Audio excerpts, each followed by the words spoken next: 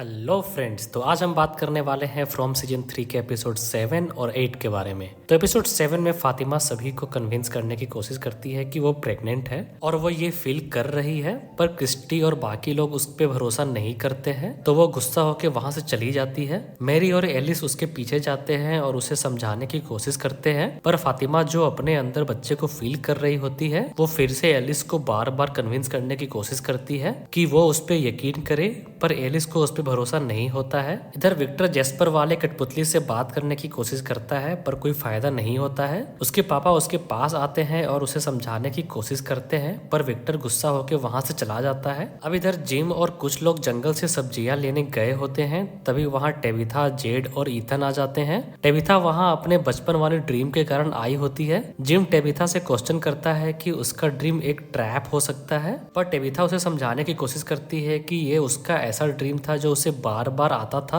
और हो ना हो इसका इस जगह से निकलने में जरूर कुछ कनेक्शन हो सकता है। अब इधर एल्जिन कॉलोनी हाउस में रहता है, तभी कैमरे से खुद ब खुद कुछ फोटोज क्लिक हो जाती हैं। एल्जिन उन फोटोज को देखता है और उस फोटोज वाले जगह पे जाता है। वो रूट सेलर रहता है, वो उसके अंदर जाता है, वहां की तलाशी लेता है, पर उसे कुछ भी नहीं मिलता है। तभी उसे किसी की आवाज आती है। वो अलमीरा हटा के देखता है तो उसके अंदर एक सीक्रेट रूम रहता है। वो उस रूम के अंदर जाता है, वहां उसे वही औरत दिखती है जो उसके विजन में आती थी। अब इधर जूली क्लिनिक जाती है क्योंकि आज रात ईथन और उसके मॉम डैड जंगल में रहने वाले थे। वहां उसे रैंडल मिलता है तो वो उसके साथ जंगल में वॉक पे जाती है। रास्ते में रैंडल जूली से कार ड्राइविंग के बारे में बात करता है, तो जूली उसे बताती है कि उसे ड्राइविंग नहीं आती है, तो रैंडल उसे कार ड्राइविंग सिखाने लेके जाने लगता है। अब इधर टेबिथा और बाकी सब उसके ड्रीम वाले जगह पे जाते हैं जहाँ 3 रेड स्टोन रहते हैं। वो सभी को अपने ड्रीम के बारे में बताती है कि वो सपने में किसी चीज से डरकर भागती थी और इस जगह पे आके छिपती थी।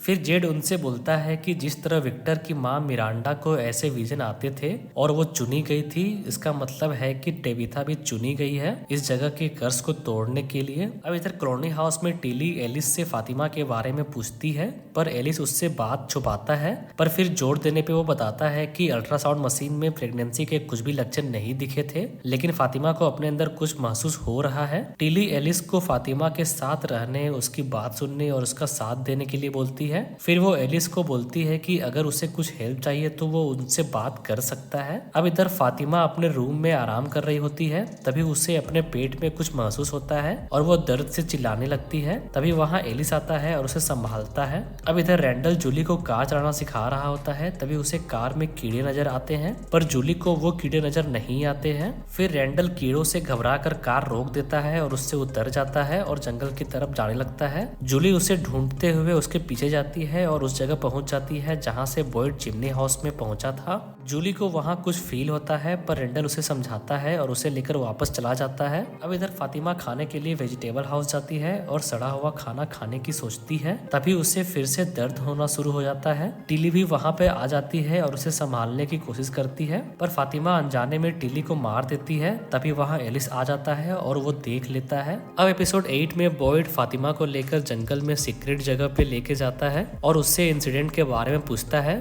फातिमा उसे एक्सप्लेन करती है। फिर बॉयड उसे आज रात इसी जगह रुकने के लिए बोलता है ताकि वो इस सिचुएशन को हैंडल करने का तरीका ढूंढ सके। अब अगले दिन टेबिथा, जेड और जिम जंगल से सब्जियां लेके वापस आ जाते हैं। इधर कॉलोनी हाउस में सभी को टीली की मौत का पता चल जाता है। जूली रैंडल के पास आकर उसे क्लिनिक में रुकने के लिए थैंक्स बोलती है। फिर वो उसे वापस से उस जगह पे चलने के लिए बोलती है, पर रैंडल उसे फिर से मना कर देता है। अब इधर केनी और अकोस्टा टीली के बॉडी के पास रहते हैं और पता करने की कोशिश करते हैं कि ये किसने किया होगा। बर्ड वहां आता है, फिर वो सभी से पूछताछ करने की सोचते हैं। उधर विक्टर सेरा के पास जाता है और उसकी हेल्प से जेस्पर वाली कठपुतली से बात करने की कोशिश करता है, पर उसे कोई आंसर नहीं मिलता है, जिससे विक्टर फ्रस्ट्रेट हो जाता है, जिस कारण सेरा टेबिथा के पास आती है और उसे अपने बेसमेंट में चलने के लिए बोलती है। फिर टेबिथा सेरा के बेसमेंट में जाती है। विक्टर टेबिथा से हेल्प मांगता है ताकि जेस्पर उससे बात कर सके। टेबिथा उसे संभालती है और उससे शांत करती है। फिर विक्टर उसे बताता है कि जब वो बच्चा था तो उसने जेस्पर को क्रिस्टोफर से बात करते हुए सुना था, जिसमें जेस्पर इस जगह से निकलने का तरीका बता रहा था।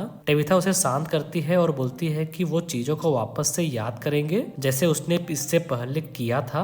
अब इधर जिम जेड के पास जाता है और उसे टेबिथा से दूर रहने के लिए बोलता है, क्योंकि उसे लगता है कि जेड टेबिथा के मन में इस जगह को लेकर उल्टे सीधे आइडिया दे रहा है। जेड उसे समझाने की कोशिश करता है कि वो ये सब इस जगह से निकल टहलने के लिए कर रहा है, पर जिम नहीं मानता है तो जेड वहाँ से चला जाता है। फिर हेनरी जिम से बात करता है और उसे टेबिथा की बात सुनने और उसे समझने के लिए और उसका साथ देने के लिए बोलता है। अब इधर एल्जिन को कैमरे में से बार बार फोटोज मिल रहे होते हैं जिसके थ्रू उसके विजन वाली बूढ़ी औरत उससे अपना काम करवा रही होती है, पर वही बूढ़ी औरत अब फातिमा को भी जंगल में सीक्रेट जगह पे नजर आती है, जिसे देखकर फातिमा डर जाती है। फिर अगले पल एल्जिन को कैमरे में से वही फोटो मिलता है जहाँ फातिमा रुकी हुई थी। इधर जूली ईथन को लेकर जंगल में उसी जगह जाती है जहाँ उसे कुछ अजीब फील हुआ था। वो ईथन को वो सब बताती है जो उसे फील हुआ था, तो ईथन उसे साथ में उस जगह के अंदर चलने के लिए बोलता है। फिर जैसे ही वो उसके अंदर जाते हैं, जूली चिमनी हाउस में पहुंच जाती है। वो वहाँ रैंडल, मैरी और खुद को कैद पाती है जब कीड़ों ने उस पे अटैक किया था, जिसे देखकर जूली तड़पने लगती है। ईथन जूली को तड़पता हुआ देखकर घबरा जाता है और हेल्प मांगने टाउन की तरफ चला जाता है। उसे केनी और अकोस्टा मिलते हैं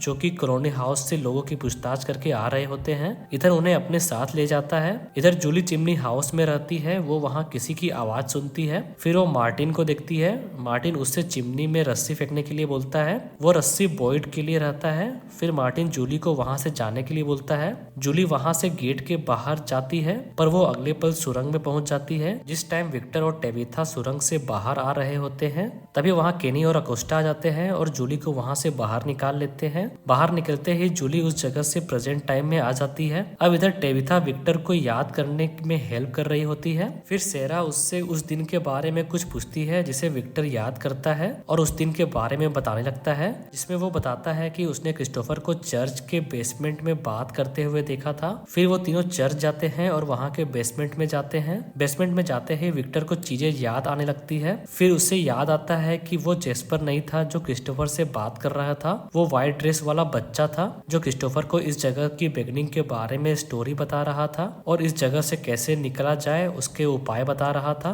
पर क्रिस्टोफर उसकी बात नहीं मानता है, जिस कारण विक्टर अपनी माँ को वो उपाय के बारे में बताता है, जिसे सुनकर उसकी माँ मिरांडा जंगल में फार अवे ट्री के पास जाती है। अब इधर एल्जिन उस जगह जाता है जहाँ फातिमा रहती है। वो उसे लेकर रूट सेलर में चला जाता है और उससे बोलता है कि उसे इस जगह रहना होगा ताकि वो बच्चे को जन्म दे सके। फातिमा मना करती है तो वो उसे जबरदस्ती उसके अंदर ले जाता है। तो ये थी फ्रॉम सीजन 3 के एपिसोड 7 और 8 की स्टोरी। अगर आपको मेरी ये वीडियो अच्छी लगी तो वीडियो को लाइक कर दीजिए और ऐसे ही और भी वीडियोस को देखने के लिए चैनल को सब्सक्राइब कर दीजिए। तब तक के लिए धन्यवाद।